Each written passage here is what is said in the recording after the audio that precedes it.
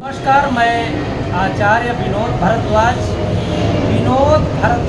YouTube channel में आप सभी लोगों का दिल से स्वागत करता हूँ। जैसे कि आप सभी लोगों को मालूम है ना, हम आपके लिए सुंदर से सुंदर वीडियो बना करके लेके आते हैं और ये वीडियो आपके जीवन में अमृत घोलते हैं।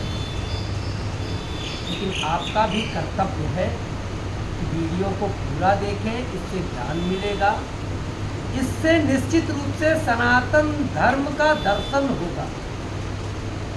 आज का यह खास वीडियो है, लेकिन इस वीडियो को दिखाने से पहले आपसे मेरा एक निवेदन है। ये चैनल आपका है, यदि कार्यक्रम अच्छा लगेगा तो ज़रूर सब्सक्राइब करिएगा, औरों के लिए शेयर जरूर करिएगा, लाइक भी जरूर। देखिए, महामृत्युंजय यज्ञ के बारे में वेद शास्त्रों में बहुत वर्णन किया गया। महामृत्युंजय भगवान के बारे में कहा जाता है कि कोई अकाल मृत्यु का यदि किसी व्यक्ति के जीवन में भय हो, जन्म कुंडली में योग बना हो, तो अकाल मृत्यु का भय दूर हो। क्योंकि कहा गया है, अकाल मृत्युहरणम सर्वव्याधि विनाशनम शिवोश्चरणोदकम कृत्वा पुनर्जन्म न।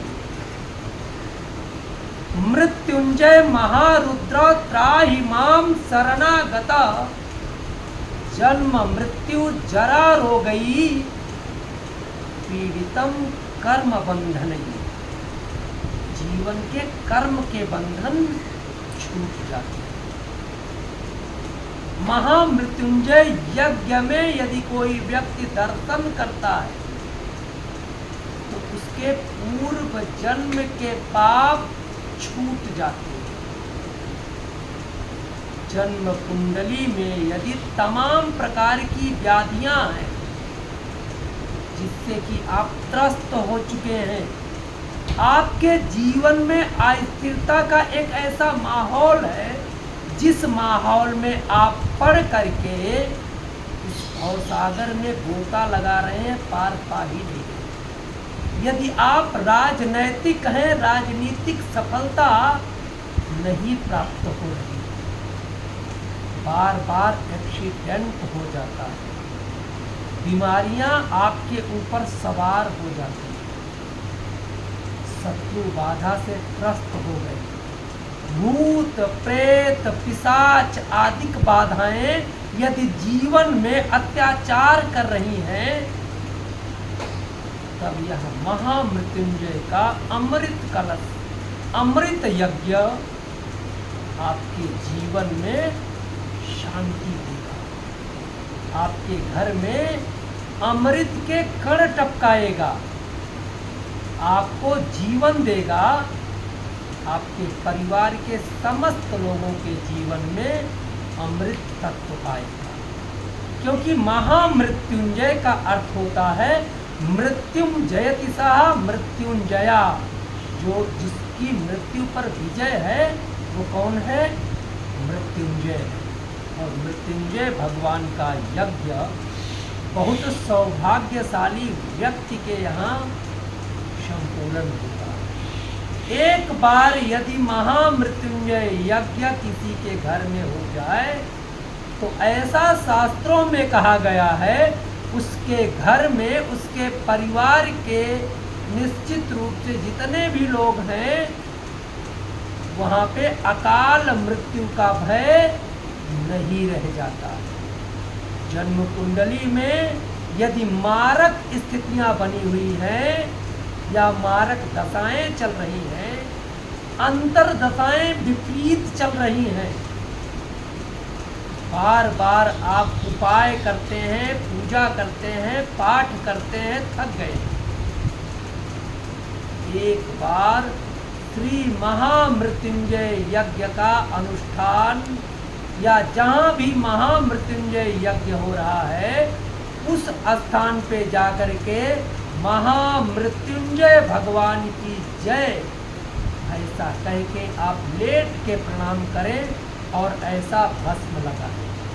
और एक जानकारी आपको देता हूँ, कभी भी रुद्र यज्ञ में या भगवान शिव की यज्ञ में या महामृत्युंजय यज्ञ में आप जाएं तो बिना भस्म त्रिपुंडेना, बिना रुद्राक्षमालया, भस्म त्रिपुंड जरूर होना चाहिए। और ऐसी रुद्राक्ष की माला यदि आप धारण करके महामृत्युंजय यज्ञ में या शिव पूजन में आप जाते हैं तो निश्चित रूप से आपके जीवन में शिव पूजन का या महामृत्युंजय का पूर्ण फल की प्राप्ति होगी। अब हम आपको दर्शन कराएंगे एक विस्तृत महामृत्युंजय यज्ञ में जिन देवताओं का आवाहन हमारे आचार्यों ने किया है, हम लोगों ने किया है। मेरा परम कर्तव्य है कि आपके मोबाइल स्क्रीन या टेलीविजन स्क्रीन पे हम दिखा सकें। तो हम उन देवताओं का परिचय कराएंगे। बस एक कार्य है आपका, आपको नमन करना है, प्रणाम करना है। क्योंकि कहा गया है कलयुग में मन से यदि कोई चीज आप सोच लो, प्रणाम कर लो या उसका आप दर्शन कर लो ना, तो यज्ञ के समान फल होता है। तो आप इन वेदियों के जो देवता आए हैं उनका हम आपको निश्चित रूप से परिचय कराएंगे और फिर आचार्यों का मैं आपको परिचय कराऊंगा। इतने अच्छे और इतने नेक आचार्य हैं, इतने नेक आचार्य हैं कि इनके एकमात्र इनका अनुष्ठान आप करा के देख सकते हैं। आपके घर में पधार जाए ना, आपके घर की जितनी भी बाधाएं हैं घर में नहीं रह सकती। ऐसे उद्भट विद्वानों का दर्शन कराऊंगा जो शास्त्र विधि से निश्चित रूप से पूरी तरह से पारंगत। तो सबसे पहले यज्ञ में आए हुए देवताओं का को दूर करने वाले रिद्धि सिद्धि को अपने साथ लेकर के यहाँ पे भगवान गणपति मंगल मूर्ति का आवाहन किया गया है। इनका प्रतिदिन पूजन किया जाता है। इनको विशेष अर्घ दे करके अमृतमयी अर्घ यदि आप अपने शरीर के ऊपर आप ले आकर के छिड़कते हैं ना, तो निश्चित रूप से अमृत के तत्व आपको प्राप्त होते हैं। क्योंकि यह यज्ञ अमृत यज्ञ है, मृत्युंजय यज्ञ है। तो इसलिए यहाँ पे भगवान गणपति का सबसे पहले यहाँ पे पूजन किया गया है। देखिए ये आपके सामने अमृत कलश है जिसे कि वरुण कलश कहा जाता है। क्योंकि शरीर जो आपकी है उसमें 80% जल है और इस कलश में भी 80% जल है। हम इसलिए स्थापित करते हैं इस यज्ञ में कि हमारे शरीर का निश्चित रूप से जल शुद्ध हो, और जब जल शुद्ध होगा तो बीमारियां हमारे जीवन में नहीं आएगी। अज्ञानता को दूर करके ज्ञान का प्रकाश देने वाले भगवान दीपक देवता, जैसे कि परिकल्पना की गई होगी कभी प्रकाश की, और प्रकाश क्या है? जीवन के तमाम अंधकारों को दूर करता है। चाहे रोग का अंधकार हो, चाहे अज्ञानता का अंधकार हो, जहाँ जहाँ भय होती है वो अंधकार है, और जहाँ जहाँ निर्भय होता है व्यक्ति वो प्रकाश है। तो हम प्रकाश की पूजा इस यज्ञ में संपन्न करते हैं। ये अखंड ज्योत है, और अखंड ज्योत का एक कार्य और है। ये जो है प्रत्यक्ष देवता है, हमको आँखों से दिखते हैं। हमारे और यज्ञ के जो भी यजमान हैं उनके बीच में न्यायाधीश है। ये पूरी पूजा को देखते हैं, उसके फल को लेते हैं। यजमान योग्य है तो उसे प्राप्त कराते हैं, नहीं योग्य है तो पुनः ब्राह्मण को वापस कर देते हैं। इसलिए यहाँ पे विशेष जानकारी ये है कि जो भी आचार्य हो उसको यजमान खुश करके रखे, नहीं तो दीपक देवता फल को वापस के उसी आचार्य को ही कर देते हैं। अब यहाँ पे आप देखेंगे तो वास्तुपति हैं ये, अर्थात वास्तु के देवता हैं, आपके घर के देवता हैं, आपके घर के एक एक कोने के देवता हैं। आपके घर को घर नहीं मंदिर बनाने के देवता। इन पे भगवान वाचस्पति लक्ष्मी नारायण का आवाहन होता है और ये आवाहन निश्चित रूप से आपके घर के वास्तु दोषों को ठीक करके आपके घर को मंदिर बना देता है। अब इधर आते हैं तो इसमें दो बेटियां, एक है खोडस मातृका और एक है चतुष्षष्ठ योगिनी। देखिए ये दो माताएं जो होती हैं ना, बेहद महत्वपूर्ण है। जो हम लिक्विड चीज़ें लेते हैं, खोडस मातृका जो है वो निश्चित रूप से मांगल्य कार्य में, और सप्तघृत मातृका भी मांगलिक कार्यों में ही इनका आह्वान होता है। लेकिन हम जो लिक्विड लेते हैं, पानी या जो भी चीज़ें लिक्विड के रूप में हमारे शरीर में जाती हैं, वो अमृत बनके हमें ताकत प्रदान करा देती है। हमारे घर में यदि कोई मांगलिक कार्य होता है, वैवाहिक कार्य होता है, तो बिना सप्तघृत मातृकाओं के कृपा से नहीं होता है। हमारे घर में उत्तम संतान यदि आती है तो बिना सप्तघृत मातृका, षोडश मातृका के संभव हो ही नहीं सकता।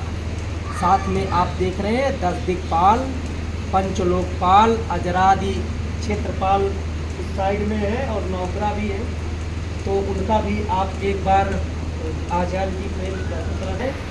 और ये क्षेत्रपाल है।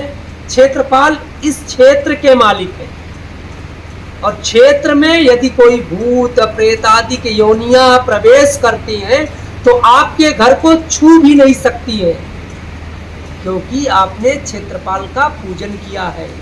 क्षेत्रम रक्षति वही क्षेत्रपाला। क्षेत्रपाल भगवान आपके थानाध्यक्ष हैं। और यहाँ पे अतिरुद्र कलश है, आचार्य जी दिखाइएगा अतिरुद्र कलश। इसमें जितने रुद्र देवता हैं सभी का आह्वान हुआ है। देखिए अब हम इस यज्ञ के मुख्य देवता, जिन्हें अमृत का देवता कहा गया है, जिन्हें महामृत्युंजय भगवान कहा गया है, जो अमृत तत्व को देने वाले हैं, मृत्यु को भी जीत लेने वाले हैं, ऐसे यज्ञ के प्रधान देवता, जैसे कि आप देख ही रहे होंगे यहाँ पे भगवान शिव की स्थापना हुई है। और ये चतुर्लिंगतो भद्र है। इस चतुर्लिंगतो भद्र का पूजन करने से जीवन में आरोग्यता की प्राप्ति होती है। यदि कोई बीमार है ना, बहुत बीमार है, तो जो चतुर्लिंगतो भद्र का पूजन करे या मिट्टी का शिवलिंग बना करके जल प्रवाह करे तो निश्चित रूप से उसकी बीमारियों में फायदा होता है। तो आचार्य जी आप आशीर्वाद दें लोगों को। रहे हैं शिव पंचायतन, भगवान शिव सपरिवार यहाँ पे स्थापित है और बहुत दिव्य मूर्ति है। प्राचीन काल की ये जो मूर्ति है, यहाँ पे आप रुद्राभिषेक करवा सकते हैं, महामृत्युंजय का यज्ञ संपन्न करवा सकते हैं। देखिए ये पूरे यज्ञ का क्षेत्र है और निश्चित रूप से इस क्षेत्र में आप आए का यज्ञ दर्शन, ये यज्ञ दर्शन पूरा आपको मैंने संपन्न कराया, दिखाया। आप कमेंट बॉक्स में आइए और लिख करके भेजिए कि आपको यज्ञ दर्शन में क्या अच्छा लगा। श्री महामृत्युंजय भगवान की जय।